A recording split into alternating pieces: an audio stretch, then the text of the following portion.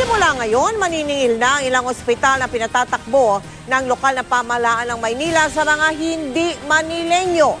Tanging ang mga pinakamahihirap na taga-Maynila na lang daw ang hindi pagbabayarin. Nakatutok si Rida Reyes. Taong 1969 nang itayo ang ospital ng Maynila. Matapos ang 45 taon, kitang-kita na ang unti-unting pagkaluma nito. Sa loob ng labi, tumatagas ang tubig mula kisame kapag umuulan. Ito raw yung kanilang OB gynae ward. Tignan natin kung ano itsura ng isa sa mga rooms. Ito yung kanilang doorknob, medyo antique, no? Okay. Yung higaan nila, nagdodoble, 2 sanggol sa isang higaan. Tapos ito, merong bukasan ng electric fan, kaya lang walang electric fan. Wala ring aircon. So, yung mga pasyente dito medyo tumutulo ang pawis, ang init. Yung kama nila, gula-gulanit. Ayan, umiyak na si baby.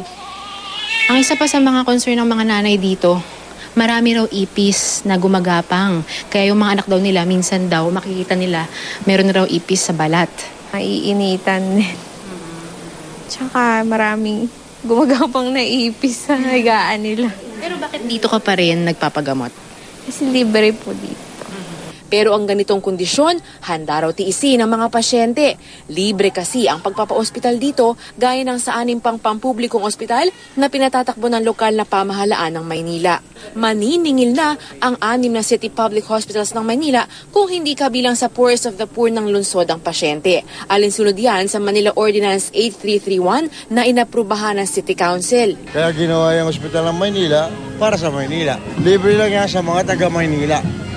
Yung mahirap sa Maynila.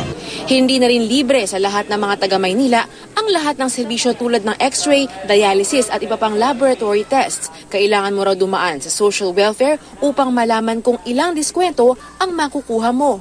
Yan ang ultimate na namin target. Maibigay sa mga taga-Maynila kung anong naibibigay sa private hospital.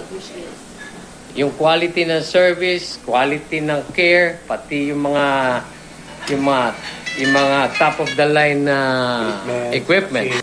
Pakiusap lang ng mga public hospital sa publiko, kaunting pangunawa sa hakbang na ito. If we don't get any funding or reduce funding, then the services will suffer.